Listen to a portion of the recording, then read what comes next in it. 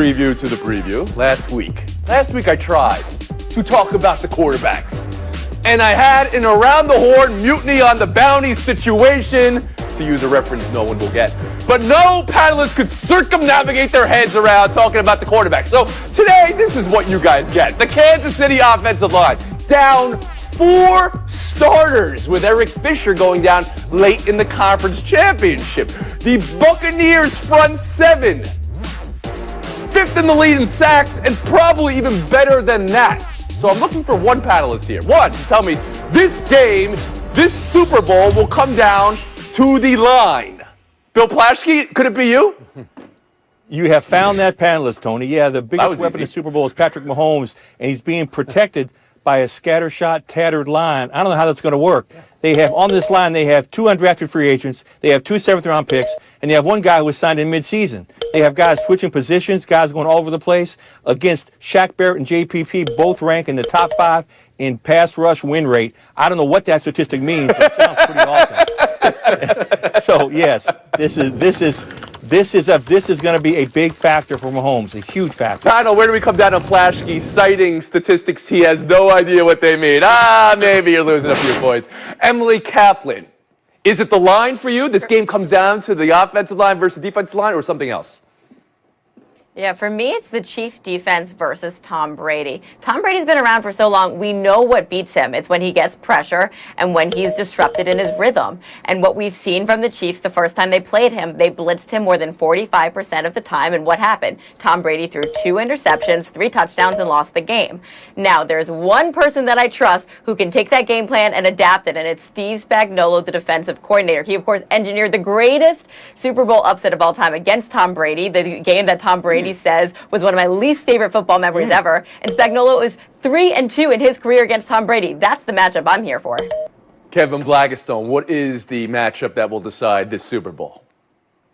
Well, you started it out. This is a chicken versus the egg. Which came first, right? So which comes first, a great quarterback or a great offensive line? The fact of the matter is that the Kansas City team has gotten this far, having shuffled that offensive line around all season long because Patrick Mahomes is that good. So to me, the question is, what can the defense, as Emily just referenced, the Tampa defense do, their defense do to Patrick Mahomes? Can they ruffle him? Can they get to him? Can we see him get sacked as often as they've done throughout these playoffs? So to me, it's going to come down to the pass rush of the Tampa Bay Buccaneers to decide. That has been a recipe we've seen in Super Bowls. You got a great offense and a very, very dangerous defense. And you've seen the Giants beat Brady twice with that recipe. You've seen the Seahawks demolish the Denver Broncos with that recipe. Frank Isola, I turn to you. What is the matchup that's going to win this Super Bowl? Billy. You're talking about the offensive line. Patrick Mahomes leads the league in completions on the run. He finds a way to get it done. He's tied for the most touchdowns on the run, throwing the ball. So the offensive line will not be the issue. Well, stop. He's pressured all the time. Kevin is 100% right. This is about the defensive unit of the Tampa Bay Buccaneers.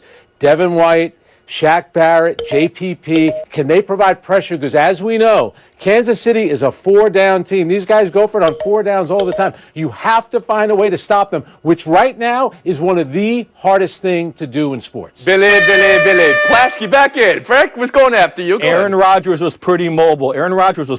Too, and what did the Bucs defense do against him against the tattered Green Bay offensive line, Frank? He should have run on 3rd down. This is a danger zone. Anyone thinks that this is going to decide the game, Plaschke versus Isola. I like this matchup here because this is what we saw last night in the NBA. Let's go right there. Nets Clippers. Actual defense played by Brooklyn in the 4th quarter. Could it be actual defense? Frank, your number 1 takeaway from last night.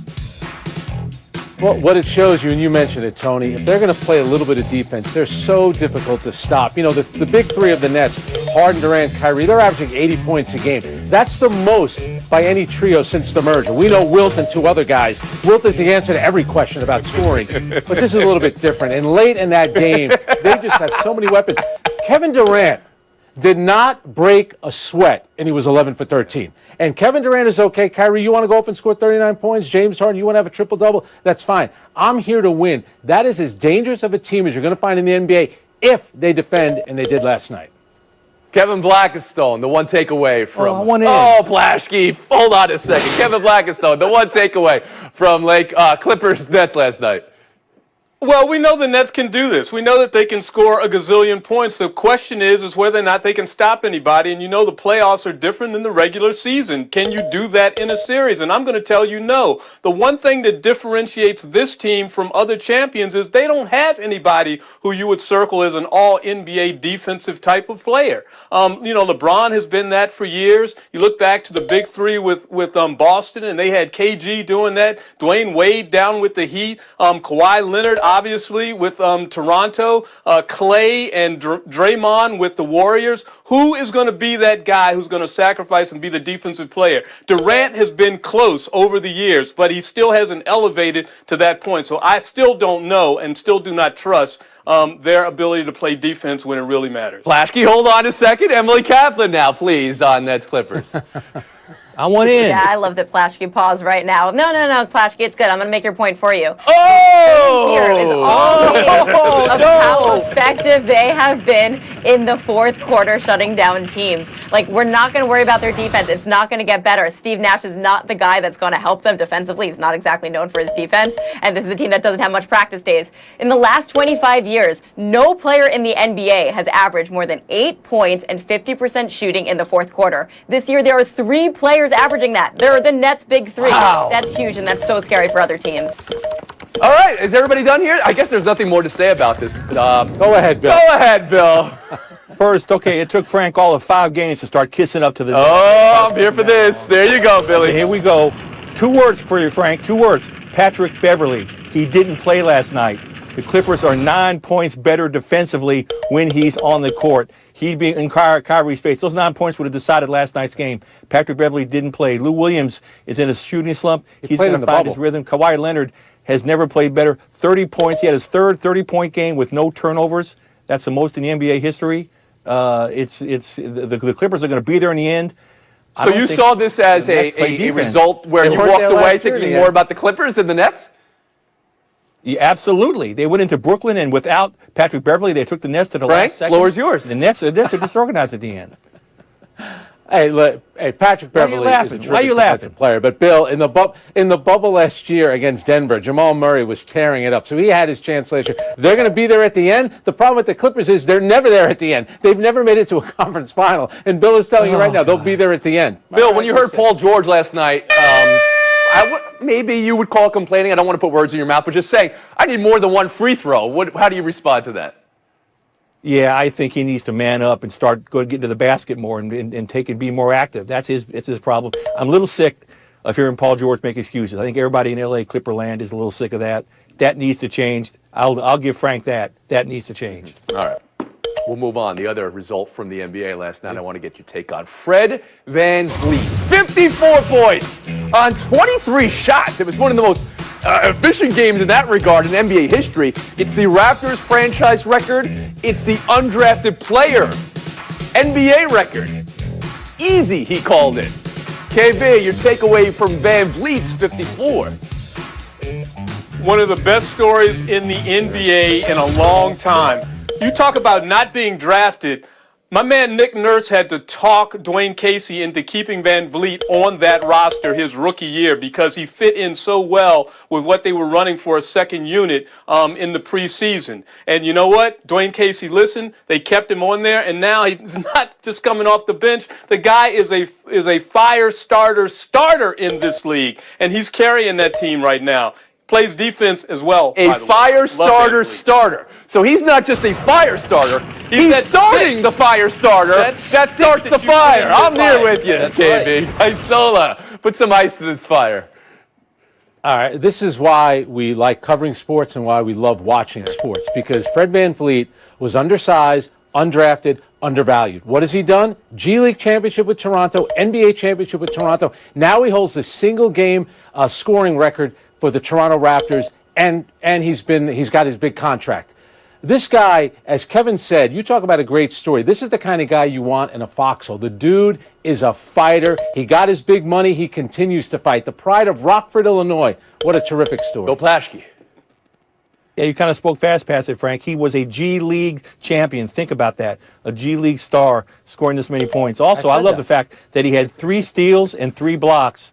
One of only the 5 players to do that in the last 47 years to have that many points and 3 steals and 3 blocks. He does everything. And they weren't guarding him at all because, again, nobody takes him. They don't take him seriously, and he makes them pay. Emily Kaplan. That's the story of his career. You know, I had some fancy stat that I was going to present about how ESPN's make probability said he's only supposed to be about 53% of field goal efficiency. He was actually 98%. Like Plashke in the top, I don't really get it. But what I do understand is things were easy for him. And what I loved watching after the game was his teammates mob him in the locker room with champagne. His former teammate, DeMar Rosen, FaceTiming him. He's such a great guy to root for. And I just want to say this about the Raptors. Let's not count them out. They could be a scary team at the 7 or 8 seed in the East. Right, rough start, but what's happened since, and you know with the expanded playoffs, hey, it's going to be fun at the end of the season. So, high-scoring game for an undrafted player. It was previously Moses Malone, who was undrafted, going to the ABA. We know what Moses was. He's not really an undrafted player. So, on the list of all-time greatest undrafted players, where is Van Vliet right now? It's a good list. Right below me. Ben Wallace, I think he's a Hall of Famer. He's got to be at the top of this. John Starks had a couple big-point games. Let's give some love to Starks. Oh, don't get Frank. I got hot like John Starks. We'll be back in 2 minutes. The Baylor Bears mowing down everybody. They haven't played a game inside 8 points this season. Beat Texas at Texas last night to get to 17-0. There have been 2 constants this season in college basketball. Gonzaga and Baylor. They were supposed to play 2 months ago, and unfortunately that game was postponed. But right now, buy or sell Baylor as the best team in the country. Bill Plashke, first to you. Oh, I'm buying this. They have the great defense. They have 8 players who can play. They are 6-0 against quadrant run opponents. I don't know where quad 1 is, what that is, but it sounds like a good stat. What are you doing? They're 3-0 against top 10 teams. Baylor's the best team right now. A lot of what you just said also applies to Gonzaga. What you can say is they're a very well-run, student-managed team. Bill Plashke, you told us during the commercial break you were a Baylor student manager your freshman year there before you transferred out. That was news I never heard before. Emily Kaplan, how about you? Well, Plashke and I are going to have a math lesson after this. But yes, they are the best team, only top 5 team right now in offensive efficiency and defensive efficiency. They have run out of opponents in the Big 12, but let's not put them in the Sharpie in the tournament just yet. Remember that Louisville is the last #1 overall seed to actually win the tournament. Kevin Blackstone. That was 2013. I was still in college. The Big 12. Emily, quiet. I'm talking to you. Big 12 is the best team in the conference. And not only that, Baylor is the best team in the conference. And not only that, they have the best player in the country on the best team in the conference, in the best conference in the country. And that's Jared Butler.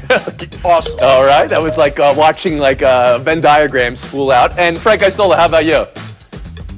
And Davion Mitchell's not too bad either. 22 last night. Great last Did night. Bill say he transferred or he got kicked out? He didn't really clarify that. Baylor is the best two-way team in the country. Ran out of money. I'm hoping that they do go undefeated because I want to see Bill compare them to Indiana's team, which went undefeated. We almost got it with Kentucky, with the Karl Anthony Towns team before they lost in the semifinal. I'm hoping Baylor goes Mitchell and Butler, though. Mitchell had 27 last night. But their resume, very similar to Gonzaga, and we just didn't get that matchup in December. Might get it in March or April. We'll move on. Buy or sell too, Sean Payton, making the rounds during Super Bowl week, and he's speaking glowingly of a quarterback. Which quarterback is he speaking glowingly of?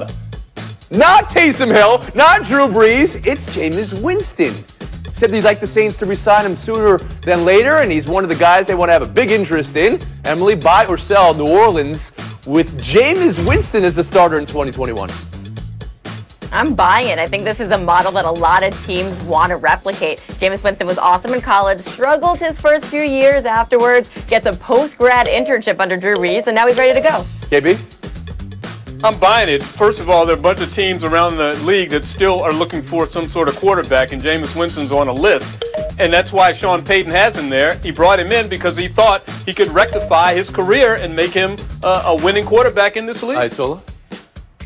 Have Bill tell you the story about Jim Plunkett, about quarterbacks getting a second chance. His last full season, 33 touchdowns, 30 interceptions, but guess what? Sean Payton thinks he's a quarterback whisperer, and remember, he's got Jameis starting, Taysom Hill who could bring in situations. I think it's a smart move. Winston is a free agent. Buy or sell Winston signing with the Saints, Plashke? I'm selling this. He's thrown 12 passes for Sean Payton. He's coming off, and he left the Bucs, and the Bucs win the Super Bowl with a new quarterback. I mean, he's, I just don't think we've seen enough of him to make that decision on him. I think he'll now get him in as a backup, and maybe he's trying to butter him up to get him in as a backup. I don't see him. I bring up that he's a free agent he hasn't done enough. because it's more than half the league that may be looking for quarterbacks this offseason. One team reportedly won't be. Atlanta Falcons. Matt Ryan, Julio Jones reportedly going to be back for the Falcons next year. Tom Pelissero, NFL Network. Buy or sell, KB? I'm buying it. I mean, so we've got a lot of money tied up in Matt Ryan, as we well know, and Jones, banged up a little bit, coming back to play. Keep those two together, see what can happen. Matt Ryan for, what would it be, year 15, Frank Isola? Buy or sell? You know what? I think they could win with him. If he had never taken that sack against the Patriots, he would have won a Super Bowl. I think it's a smart thing to do. They have other issues they need to worry about on that. It's the only thing they can do, Frank. It's $67 million in dead cap money if they get rid of both those guys. They're in salary cap hell right now. It's good news for Falcons fans and it's bad news for Falcons fans because they're mediocre. And they're going to keep being mediocre until they get a better defense. They can't get a better defense without more cap money. Emily Kaplan. Yeah, I think there's something to be said about a new GM, new coach being able to start with a new quarterback and star player. But as everyone mentioned, you can't have that dead cap money. And if you have an offensive-minded coach, you're putting him in a good position to succeed. If you got Ryan, Ridley, and Jones to start with, that's not bad. A lot of teams would take that. A new phrase for banning. There's something to be said. Emily Kaplan, I believe, yes, officially on the ban list. If there's something to be said, just say it, Kaplan. Still not enough to knock you out. No flashy Kevin Blackstone. Hey, that was a pretty good show for his scoring average there. Isola, Kaplan. Showdown, 2 minutes. Cannon blasts at the Super Bowl. NFL doesn't want Buccaneers touchdowns to get any different treatment than Kansas City touchdowns. Emily Kaplan, Frank Isola, welcome to Showdown. Is it really a home Super Bowl if you don't get to use your cannon, Emily? Shiver me timbers. Anyone who doesn't want to hear that big bang in the old galley is an old salt. That said, it might thunder anyway, so it could be moot. Isola? Jason Gay from the Wall Street Journal had a great line. He said, real Buccaneers don't ask for permission. Shoot the cannon off for both teams. What's the big deal? It's there. You might as well use the darn thing, right? Real Buccaneers wouldn't ask for permission. I do like that. I'll give you the point and you give it to Jason Gay next time you've seen him. Moot or mute? What did you say there, Emily? Mute! We'll move on. Showdown 2, $5,000 worth of Zdeno Chara hockey sticks accidentally delivered to a man in New Jersey instead of Zdeno Chara. What do you do with $5,000 worth of Chara twigs, Frank? I once asked for permission to be in the Bruins locker room because I wanted to see just how tall that hockey stick is because he's 6'8". If they're delivered to my house because I'm such an honest and swell guy, I'm going to return them knowing that he'll probably give me one anyway. That's what I'm doing. Hockey players call stick twigs. These are literally branches. That's how big they are. There's no use for them. You can't play with it if you're not 6'9". You have no storage room for it. Just get rid of it. How much larger is Chara's stick than maybe the average player? Is it like an extra 4 inches, 6 inches on the back end of that? It's incredible. A couple more than that, yeah. It's a point for Kaplan, but it's not enough. Frank Isola takes the FaceTime. 30 seconds, Frank. Wow, it's about time for crying out loud. By the way, Luka Doncic is a terrific player. He's going to have a great career. But please, everyone in the media, this is for us in the media, please stop calling him an MVP candidate. His team has lost 6 straight games. They are 5 games under 500, and he doesn't elevate his teammates. He doesn't take good shots. And you know what we used to call Dominique Wilkins the human highlight film? Luka is the human complaint department. He spends most of the game complaining to his teammates, the refs, coaches. He will get a lot better. But right this moment, he is not. Mute. So Frank, say it. LeBron is. Someone else. Say it. LeBron is the MVP candidate. Whoa. Well, this is like the get off my lawn segment of Frank's lawn is what your FaceTime is. That's what I love him. He's not an MVP. So say LeBron National Girls and Women in Sports Day. Allow me to mute all the men on this show right now and myself. Emily Kaplan, please, your thoughts. I just wanted to give a shout out to some of the women on this show. I'm talking about Jackie Mack, Ramona, Mina, Sarah, Jamel, and Kate before them. They have helped me recondition the belief that there's only a finite number of space for women on the top. Women are conditioned to believe that. That's what sports is. We've been told that our whole life. These women show that you can be teammates, thrive together, and lift each other. That's where sports is going. And that's the last word, you see? And she didn't kick anybody off the lawn, Frank. In some See you way. tomorrow.